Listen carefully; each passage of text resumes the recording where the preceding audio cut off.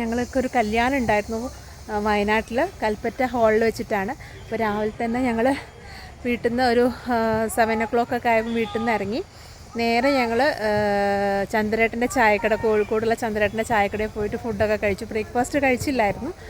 അപ്പം എൻ്റെ അമ്മയുടെ റിലേഷനിലൊരു കല്യാണമായിരുന്നു. അങ്ങനെ ചുറ്റും നല്ല കാടാണ് കേട്ടോ, നല്ലൊരു വൈബാണ്. അപ്പോൾ ഇനി ഇത് കണ്ടതിന് ശേഷം ഞങ്ങൾക്ക് തിരിച്ച് കോഴിക്കോടേക്ക് പോകണം. അപ്പോൾ പോണ വഴിക്കാണ് ഇതൊക്കെ വന്ന് കണ്ടത്. അപ്പോൾ ഞങ്ങൾ എല്ലാവരും ഈ വീഡിയോ കണ്ടിട്ട് മാക്സിമം ലൈക്ക് ചെയ്യുക, ഷെയർ ചെയ്യുക, സബ്സ്ക്രൈബ് ചെയ്യുക, സപ്പോർട്ട് ചെയ്യുക കേട്ടോ. ഓക്കെ, കല്യാണത്തിന് പോകാൻ വേണ്ടിയിട്ട് രാവിലെ തന്നെ ഒരുക്കാണ് കേട്ടോ നിങ്ങൾ കാണുന്നത്.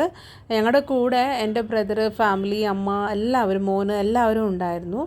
അപ്പം വയനാട്ടിലേക്ക് പോകാൻ ഞങ്ങൾ ഇങ്ങനെ റെഡി ആയിട്ടിരിക്കുകയാണ്. ഞങ്ങൾ ഫുഡൊന്നും കഴിക്കാത്തതുകൊണ്ട് നേരെ ഞങ്ങൾ ചന്ദ്രേട്ടൻ്റെ ചായക്കട പിടിച്ചു. മൂട്ടം കഴിച്ചിട്ടാണ് കേട്ടോ ഞങ്ങൾ വയനാട്ടിലേക്ക് വണ്ടി വിട്ടത്. അങ്ങനെ വയനാട്ടിൽ പോകുന്ന യാത്രയാണ് കാണുന്നത്. കോഴിക്കോട് ജില്ലയിലെ താമരശ്ശേരിക്കടുത്ത് അടിവാരത്ത് നിന്ന് തുടങ്ങുന്ന 12 കിലോമീറ്ററോളം ദൈർഘ്യമുള്ള ഈ വഴിയിൽ കഠിനമായ 9 ഹെയർപിൻ വളവുകളാണ് ഉള്ളത്.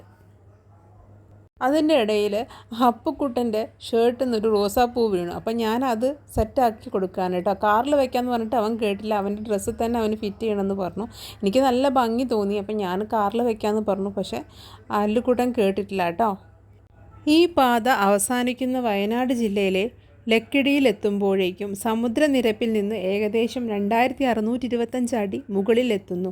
9ാമത്തെ ഹെയർപിൻ വളവിലെ വ്യൂ പോയിന്റിൽ നിന്ന് പടിഞ്ഞാറോട്ട് നോക്കിയാൽ കോഴിക്കോട് ജില്ലയിലെ മൊത്തത്തിലുള്ള ആകാശദൃശ്യം കാണാനാകും. അസ്തമയവും 55 കിലോമീറ്റർ അകലെയുള്ള കടൽപ്പരപ്പും അപൂർവമായി കാണാം. മേഘങ്ങളും കോടമഞ്ഞും ചിലപ്പോൾ കാഴ്ചയെ മറയ്ക്കാറുണ്ട്. മൈസൂരിലേക്കും ബാംഗ്ലൂരിലേക്കുമുള്ള അന്തർ സംസ്ഥാന പാതയായും ചുരം അറിയപ്പെടുന്നു.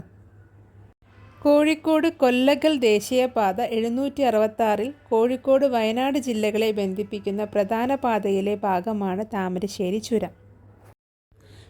കേരളത്തിൻ്റെ വ്യവസായ, വാണിജ്യ, ടൂറിസം മുന്നേറ്റങ്ങൾക്ക് ഈ പാതയുടെ പങ്ക് ഏറെയുണ്ട്.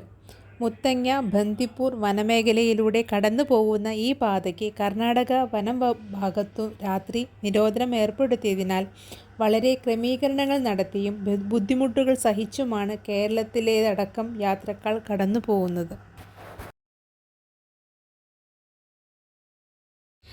യാത്രയൊക്കെ സൂപ്പറായിരുന്നു കേട്ടോ. വ്യൂ പോയിൻറ്റും ബാക്കിയുള്ള എല്ലാ കാര്യങ്ങളും, കാഴ്ചകളൊക്കെ അതിമനോഹരമായിട്ട് ഞങ്ങൾ കണ്ടു. പക്ഷേ എൻ്റെ അല്ലുക്കുട്ടിന് ഭയങ്കര ആഗ്രഹമായിരുന്നു ഒരു കുരങ്ങനെ കാണണമെന്ന്.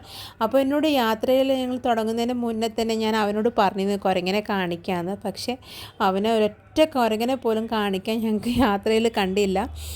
കണ്ണാടിയിൽ മൊത്തം നോക്കിയിട്ടോ, പക്ഷെ ഒറ്റ കുരങ്ങനും ഞങ്ങൾ കണ്ടിട്ടില്ല.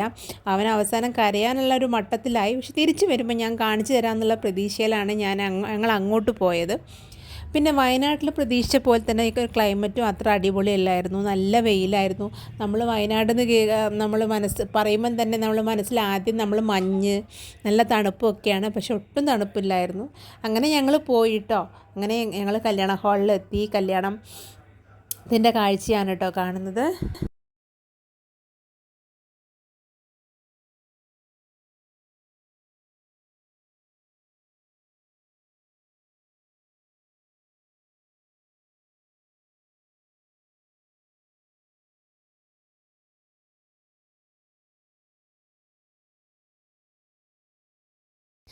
കല്യാണം കഴിഞ്ഞാൽ പിന്നെ അടുത്ത പരിപാടി ഫുഡ് അടിക്കലാണ്. പക്ഷേ ഞങ്ങൾ ആദാമിൻ്റെ ചായക്കടയിൽ നിന്ന് കഴിച്ചതായതുകൊണ്ട് ലാസ്റ്റ് ട്രിപ്പാണ് കേട്ടോ ഇരുന്നത്.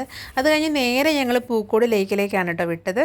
പൂക്കോട് തടാകം സമുദ്രനിരപ്പിൽ നിന്ന് 770 മീറ്റർ ഉയരത്തിൽ വയനാട് ജില്ലയിൽ സ്ഥിതി ചെയ്യുന്ന പ്രകൃതിദത്തമായ ഒരു ശുദ്ധജല തടാകമാണ്. കേരളത്തിലെ ഏറ്റവും ഉയരമുള്ള ശുദ്ധജല തടാകമാണ് പൂക്കോട് തടാകം. അവിടെ പിന്നെ കുട്ടികളുടെ അക്വേറിയം, പിന്നെ കുട്ടികൾക്ക് പാർക്ക്, കരകൗശലശാല എന്നിവയൊക്കെ ഉണ്ട്. അതൊക്കെ ഞങ്ങൾ ആസ്വദിച്ചതിന് ശേഷം ഞങ്ങൾ തിരിച്ച് റിട്ടേൺ അടിച്ചു ഞങ്ങളുടെ കോഴിക്കോടേക്ക്. അപ്പോൾ അവിടെ വ്യൂ പോയിന്റിൽ കുറച്ച് നേരം ഇറങ്ങി. അങ്ങനെ ഞങ്ങൾ അല്ലുക്കുട്ടിന് കുരങ്ങനെ കാണിച്ചു കൊടുത്തു. അങ്ങനെ അപ്പോഴാണ് കേട്ടോ അവനൊത്തിരി ആശ്വാസമായിട്ട് കുരങ്ങനെ കണ്ടപ്പം. അങ്ങനെ അവിടെ കുറച്ച് നേരം ഞങ്ങൾ സ്പെൻഡ് ചെയ്ത് ഫോട്ടോ ഒക്കെ എടുത്ത് ഞങ്ങൾ തിരിച്ച് കോഴിക്കോടേക്ക് പോകാനുള്ള പ്ലാനായി. കാരണം വേഗം വീട്ടിലെത്തിയിട്ടൊക്കെ ഒന്ന് വേണം റെസ്റ്റ് ചെയ്യാൻ, പിറ്റേ ദിവസം ഓഫീസിലൊക്കെ പോകാനുള്ളതാണല്ലോ. എന്തായാലും അല്ലുക്കുട്ടിന് സന്തോഷമായി. കാരണം എന്ന് വെച്ചാൽ അവന് കുരങ്ങനെ കണ്ടു. മെയിൻ ഉദ്ദേശം അവന് അതായിരുന്നു, കുരങ്ങനെ കാണാമെന്നുള്ളത്. പൂക്കോട് ലേക്കും നല്ല അടിപൊളിയായിരുന്നു. അങ്ങനെ ഞങ്ങൾ കോഴിക്കോട് ബേബി മെമ്മോറിയലിൻ്റെ അവിടെ എത്തി. പിന്നെ പെട്ടെന്ന് തന്നെ വീട്ടിലെത്തി നല്ല സുഖമായിട്ട് കിടന്നുറങ്ങിട്ടോ. Tata bye bye, see U.